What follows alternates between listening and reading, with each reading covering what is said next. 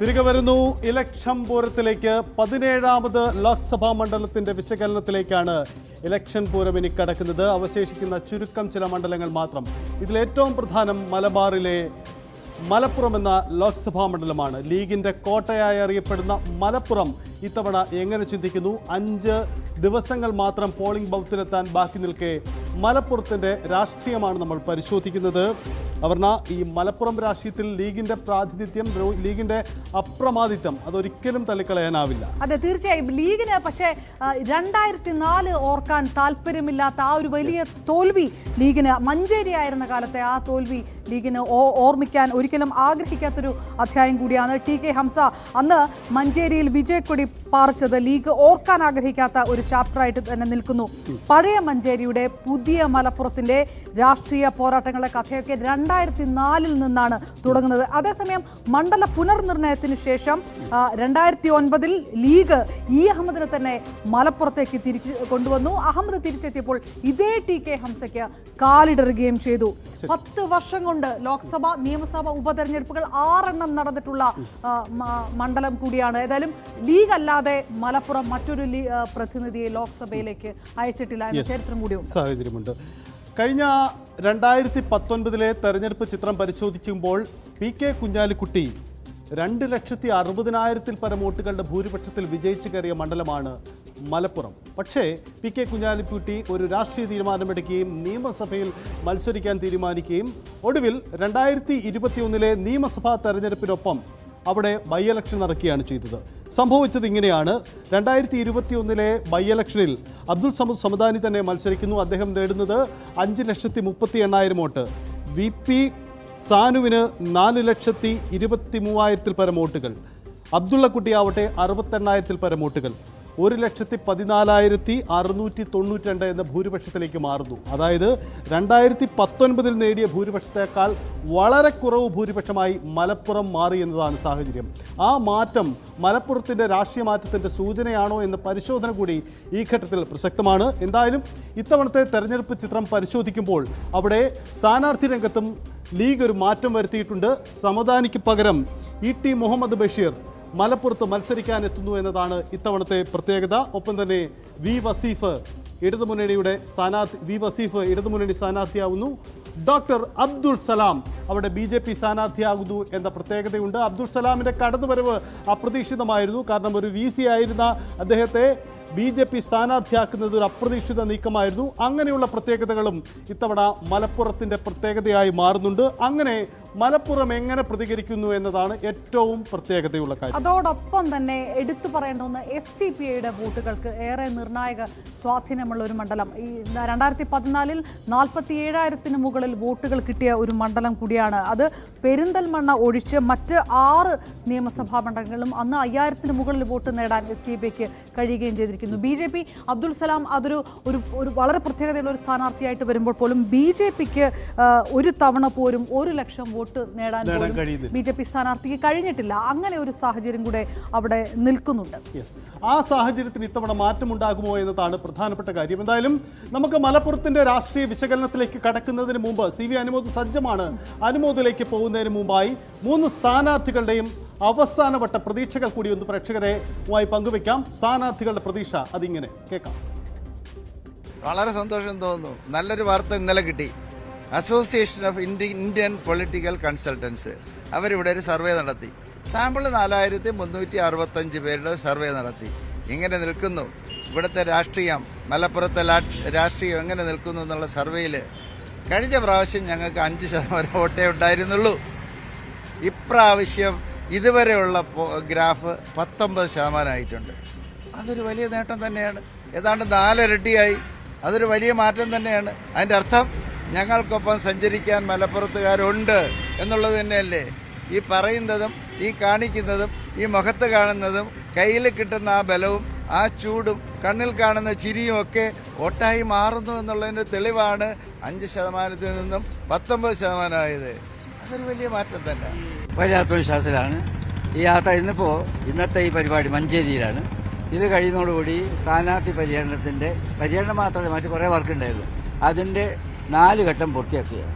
ഇന്നത്തോട് കഴിഞ്ഞാൽ പിന്നെ ഒരു ദിവസം 2 അസംബ്ലി മണ്ഡലങ്ങൾക്കായി ഭാഗിച്ചു കൊടുത്ത് ഫൈനലായിട്ട് റോഡ് ഷോ കൂടി നടത്തുന്നതോടുകൂടി എല്ലാ പരിപാടികൾ അവസാനിക്കുന്നു. നല്ല റെസ്പോൺസാണ് ആളുകളിൽ നിന്ന് കിട്ടുന്നത്. അവർ വളരെ സന്തോഷവാന്മാരാണ്. വലിയൊരു ഭൂരിപക്ഷം സ്വാഭാവികമായും ഞങ്ങൾ പ്രതീക്ഷിക്കുന്നു. ഇടതുപക്ഷത്തിന്റെ അവകാശവാദം ആ സമസ്തയുടെയും യൂത്ത് ലീഗിന്റെ ഒക്കെ വോട്ട് അവർക്ക് അടിയൊഴുക്കായിട്ട് കിട്ടുന്നൊക്കെയാണ്. അങ്ങനെ എന്തെങ്കിലും ഒരു കണക്കുകൂട്ടൽ അവരുടെ ഭാഗത്തുണ്ട്? ഇടതുപക്ഷം എന്ന് പറഞ്ഞാൽ സങ്കല്പ ജീവികളാണ്. അവരുടെ വിചാരം തന്നെ അവരെ കയ്യിലെ രാജ്യം എന്നാണ്. രാജ്യത്ത് അവരൊന്നുമല്ല.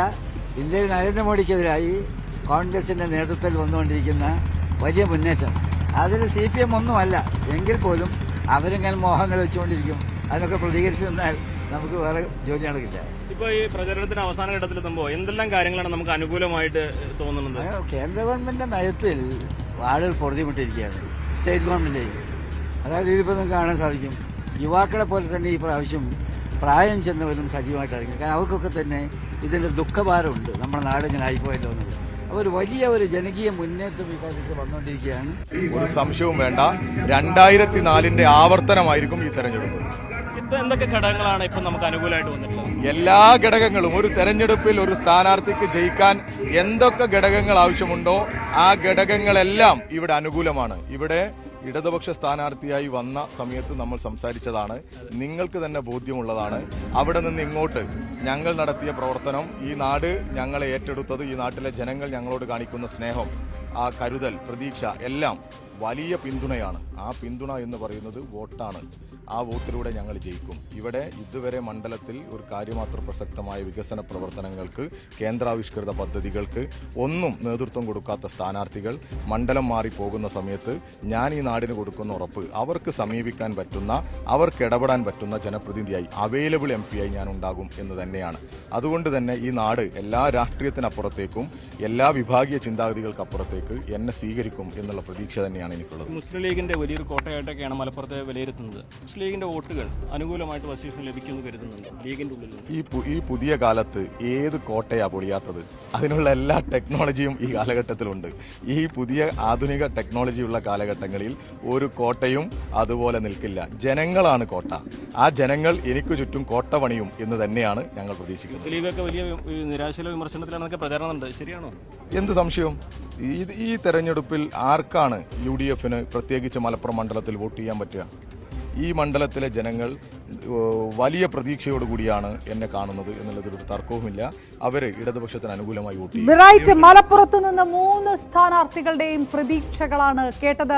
CV അനുമോദ് നമുക്കൊപ്പം ചേരുമ്പോൾ, അനുമോദ്, 2004 ആവർത്തിക്കുമെന്നുള്ള വലിയ പ്രതീക്ഷയിൽ നിൽക്കുന്ന ഇടത് ക്യാമ്പ് സമദാനിയുടെ ഭൂരിപക്ഷം 1 ലക്ഷമായി കുറയ്ക്കാൻ കഴിഞ്ഞതിന്റെ ആത്മവിശ്വാസം ഒരു വശത്ത്. പക്ഷേ മലപ്പുറം എന്നുള്ളൊരു മണ്ഡലത്തിന്റെ ചരിത്രം എപ്പോഴും ലീഗിനൊപ്പം നിന്ന ആ ഒരു പ്രതീക്ഷയിൽ ലീഗ് സ്ഥാനാർത്ഥിയും നിൽക്കുന്നത്. ഏത് തരത്തിലുള്ള ഒരു പൾസ് ഓടുന്നു ഈ അവസാന ലാപ്പിൽ?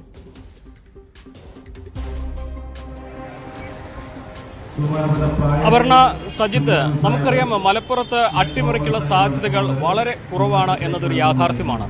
ഇവിടെ സ്വാഭാവികമായിട്ടും ആ വോട്ട് ബാങ്ക് അല്ലെങ്കിൽ അവരുടെ ഭൂരിപക്ഷത്തിൽ കുറവ് വരുത്തുവാനാണ് ഇടതുപക്ഷത്തിന്റെ വലിയ പരിശ്രമമുള്ളത്. BJP ആകട്ടെ അവർക്ക് ലഭിച്ച വോട്ടുകൾ വർദ്ധിപ്പിക്കുവാൻ കഴിഞ്ഞ തവണ, അതിന് മുൻപാകട്ടെ അവർക്ക് ഉദ്ദേശിച്ച രീതിയിലൊരു വോട്ട് മലപ്പുറത്ത് നിന്ന് എവിടെയും ലഭിച്ചിട്ടില്ല. അതുകൊണ്ട് തന്നെ ആ ഒരു 1 ലക്ഷം എന്ന വലിയ ഒരു സംഖ്യയിലേക്ക് വോട്ട് എത്തിക്കുക എന്ന ലക്ഷ്യമാണ് BJPക്ക് മുമ്പിലുള്ളതെങ്കിൽ കഴിഞ്ഞ തവണ സാനു നേടിയ വലിയ ഒരു പോരാട്ടത്തിന്റെ ഫലമായിട്ടാണ് സാനുവിന് അത്രയും 4 ലക്ഷത്തിന് മുകളിൽ വോട്ട് ലഭിച്ചത്. അതിന് മുകളിലേക്ക് ഒരു വോട്ട് വർദ്ധിപ്പിക്കുക അല്ലെങ്കിൽ അതിന് മുകളിലേക്ക് ഒരു മികച്ച വോട്ട് ഷെയർ ഉണ്ടാക്കുക എന്ന ലക്ഷ്യം തന്നെയാണ് ഈ വസീഫിന് മുമ്പിലുള്ളത്. വസീഫിന് അനുകൂലമായിട്ട് ചില ഘടകങ്ങളുണ്ട് എന്നുള്ളത് വസ്തുതയാണ്. ഒന്ന്, ET മുഹമ്മദ് ബഷീറിന്റെ കടന്നുവരവിൽ യൂത്ത് ലീഗിൽ, അതായത് യുവാക്കൾക്ക് പരിഗണന ലഭിച്ചില്ല എന്നൊരു പരിഭവം മുസ്ലിം ലീഗിന് ഉള്ളിലുണ്ട്. താഴെ തട്ടിൽ അതൊരു വികാരമായിട്ടുണ്ട്. അതുകൊണ്ട് തന്നെ പ്രചരണത്തിലൊക്കെ അതിന്റെ യൂത്ത് ലീഗിന്റെയും യുവാക്കളുടെയും ഒരു സാന്നിധ്യത്തിന്റെ കുറവ് നമുക്ക് പൊതുവെ വിലയിരുത്താൻ കഴിയും. അതൊരു പക്ഷേ തെരഞ്ഞെടുപ്പിൽ വോട്ടിങ്ങിനെ അത് എത്രമാത്രം സ്വാധീനിക്കുമെന്ന് പറയാനാകില്ല. ഒരിക്കലും മലപ്പുറത്ത് മുസ്ലിം ലീഗ് സ്ഥാനാർത്ഥിയെ തോൽപ്പിക്കാൻ കഴിയുന്ന ഒരു കാര്യമായിട്ട് അത് വരില്ലെങ്കിൽ പോലും മുസ്ലിം ലീഗിന്റെ ലഭിക്കേണ്ട വോട്ടിലെ എണ്ണത്തിൽ അതൊരു കുറവ് വരാൻ സാധ്യതയുണ്ട്. രണ്ടാമതായിട്ട് നേരത്തെ നമ്മൾ പൊന്നാനിയിൽ കണക്കാക്കിയതുപോലെ സമസ്തയുടെ ഭാഗത്തും സമസ്തയും ലീഗും തമ്മിലുള്ള ആ വലിയൊരു തർക്കം അതിപ്പോഴും പരിഹരിക്കാൻ കഴിയാത്ത രീതിയിൽ നിലനിൽക്കുന്ന ഒരു സാഹചര്യമുണ്ട്. അതുകൊണ്ട് തന്നെ സമസ്തയുടെ ഭാഗത്തും പൂർണ്ണമായിട്ടും വോട്ട് ഷെയർ ലീഗിന് അനുകൂലമായിട്ട് ലഭിക്കുമോ എന്ന് പറയാനാകില്ല. അങ്ങനെ ഒരു സാധ്യതയുണ്ടെങ്കിൽ അവിടെയും ഒരു വോട്ട് ഷെയർ കുറവ് വരും. പക്ഷേ ഇതിനെല്ലാം മറികടക്കാൻ കഴിയുന്ന ഒരു കാര്യം SDP-യുടെയും അതുപോലെ തന്നെ ജമാഅത്തെ ഇസ്ലാമിയുടെയും പിന്തുണ അത് ET മുഹമ്മദ് ലഭിക്കുമ്പോൾ സ്വാഭാവികമായിട്ടും ഈ ലഭിക്കാതെ പോകുന്ന വോട്ടുകൾ അത് പെട്ടിയിൽ വീഴാതെ പോകുന്ന വോട്ടുകൾക്ക് പകരമായിട്ട് അത് ലഭിക്കും എന്ന് തന്നെ വേണം കണക്കാക്കാൻ. അതായത് ഒരിക്കലും മലപ്പുറത്ത് ഒരുപക്ഷെ ഒരു വിജയം CPM മുന്നിൽ കാണുന്നുണ്ടാവില്ല. പക്ഷേ ഭൂരിപക്ഷത്തിൽ കുറവ് വരുത്തുന്നത് പോലും മുസ്ലിം മേഖലകളിൽ ന്യൂനപക്ഷ മേഖലകളിൽ തങ്ങൾക്ക് ലഭിക്കുന്ന ആധിപത്യമായി അവകാശപ്പെടാൻ ഒരു പക്ഷേ CPM-ന് കഴിഞ്ഞേക്കാം. ഒരുപക്ഷെ അതിന്റെ ഫലം അവർ മുന്നിൽ കാണുന്നത് വരുന്ന നിയമസഭാ തെരഞ്ഞെടുപ്പായിരിക്കും. അങ്ങനെയെങ്കിൽ ഭൂരിപക്ഷം വർദ്ധിപ്പിക്കേണ്ട ബാധ്യത UDF-നുണ്ട്, ലീഗിനുണ്ട്. ഇപ്പോൾ നമ്മളിത് സംസാരിക്കുമ്പോൾ തന്നെ സമസ്തയുടെ പ്രതികരണം പുറത്തു വരുന്നുണ്ട്. ശക്തമായ നിലപാട് സമസ്ത ലീഗിനെതിരെ സ്വീകരിക്കുന്നു എന്നതാണ്. അതായത് 5 ദിവസം ശേഷിക്കെ സമസ്തയെ പോലെയുള്ള ഒരു പണ്ഡിത സഭ ഇത്തരമൊരു ശക്തമായ നിലപാടെടുത്താൽ മലപ്പുറത്തത് പ്രതിഫലിക്കുക തന്നെ ഇല്ലേ? അതിനെ മറികടക്കാൻ ലീഗിന് മുന്നിൽ എന്താണ് ആയുധമുള്ളത്? ലീഗിന്റെ തന്ത്രം എന്തായിരിക്കും?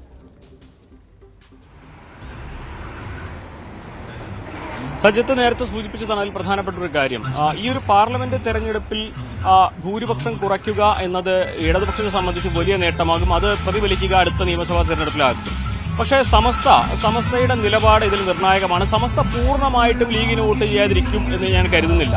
സമസ്തയുടെ വോട്ടിൽ 1% അല്ലെങ്കിൽ ഒരു പ്രധാനപ്പെട്ട ഒരു ശതമാനം ഇതിൽ കുറവ് വന്നാൽ തന്നെയും മലപ്പുറം പാർലമെന്റ് മണ്ഡലത്തിൽ ജയിച്ചു കയറാൻ ലീഗിന് കഴിയും. പക്ഷേ ലീഗിന്റെ ഭൂരിപക്ഷം 1 ലക്ഷത്തിൽ താഴേക്ക് എത്തിക്കഴിഞ്ഞാൽ അത് UDF-നും ലീഗിനും മലപ്പുറത്ത് തോറ്റതിന് സമാനമാണ്. കാരണം അതിന്റെ പ്രതിഫലനം ഉണ്ടാകുന്നത് വരുന്ന നിയമസഭാ തെരഞ്ഞെടുപ്പിലേക്ക് പോലും നീണ്ടുപോകും. മാത്രമല്ല സമസ്തയുടെ ഈ ഒരു മാറ്റം ഏറ്റവും അധികം ഗുണം ചെയ്യുക സ്വാഭാവികമായിട്ടും ഇടതുപക്ഷത്തിനാകും. മലപ്പുറത്തിന്റെ ഭാഗമായിട്ടുള്ള നിയമസഭാ മണ്ഡലങ്ങളിൽ എവിടെയും നിലവിൽ LDF-ന് വലിയ പ്രതീക്ഷയില്ല. പെരിന്തൽമണ്ണയിൽ നേർക്കുനേർ ഒരു തലനാരിഴയ്ക്കാണ് UDF-ന് ജയം എന്ന് പറഞ്ഞാൽ പോലും. അപ്പോൾ ഇതിന്റെ ഈ ഒരു വലിയ ഭൂരിപക്ഷത്തിൽ ET മുഹമ്മദ് ജയിച്ചില്ലെങ്കിൽ അത് UDF-നെ സംബന്ധിച്ച് അടുത്ത നിയമസഭാ തെരഞ്ഞെടുപ്പിൽ വലിയ തലവേദനയായിട്ട് വരും. LDF-ന് ആത്മവിശ്വാസം നൽകുന്ന ഘടകമായിരിക്കും. മാത്രമല്ല പാർലമെന്റ് തെരഞ്ഞെടുപ്പിൽ സമസ്തയുടെ അല്പം വോട്ടുകൾ മാറിയതുകൊണ്ട് ഭൂരിപക്ഷം കുറയുന്നത് മാത്രമായിരിക്കും ഒരുപക്ഷെ ഉണ്ടാവുക. പക്ഷേ നിയമസഭാ തെരഞ്ഞെടുപ്പിൽ അങ്ങനെ ആയിരിക്കില്ല.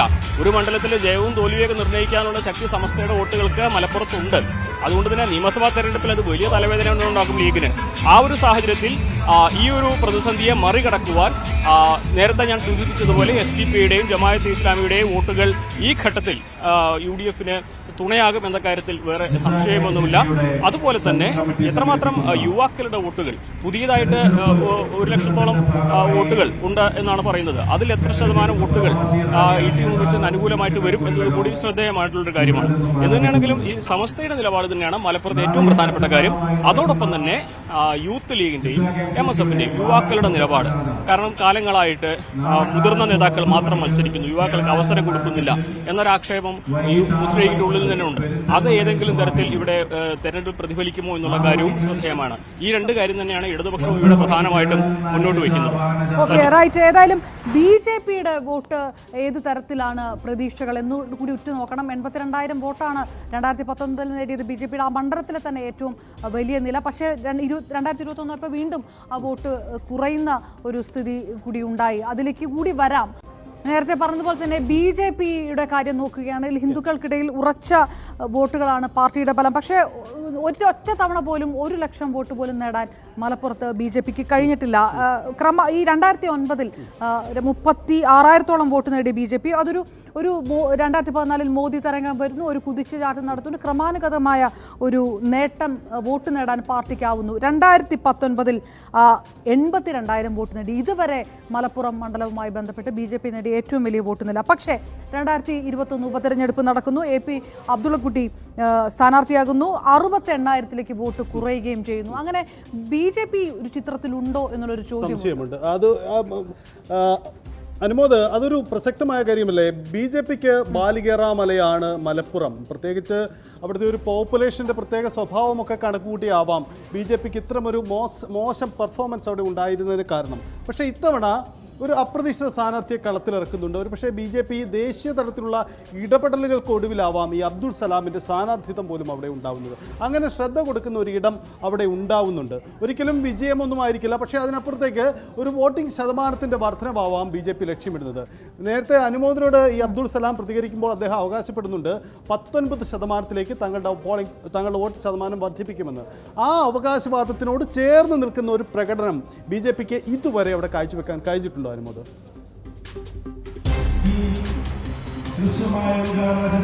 സജിത്ത്, BJPക്ക് ഇവിടെ ഒരത്ഭുതവും നിലവിൽ സൃഷ്ടിക്കാൻ കഴിയില്ല എന്നതൊരു വസ്തുതയാണ്, യാഥാർത്ഥ്യമാണ്. അബ്ദുൾ സലാമിന്റെ സ്ഥാനാർത്ഥിത്വം നമ്മൾ അദ്ദേഹത്തിന്റെ പ്രചരണത്തിലൊക്കെ അദ്ദേഹത്തിന് കൂടെ പോകുന്നുണ്ട്. അദ്ദേഹത്തിന്റെ പ്രചരണം നമ്മൾ നേരിട്ട് കാണുന്നതാണ്.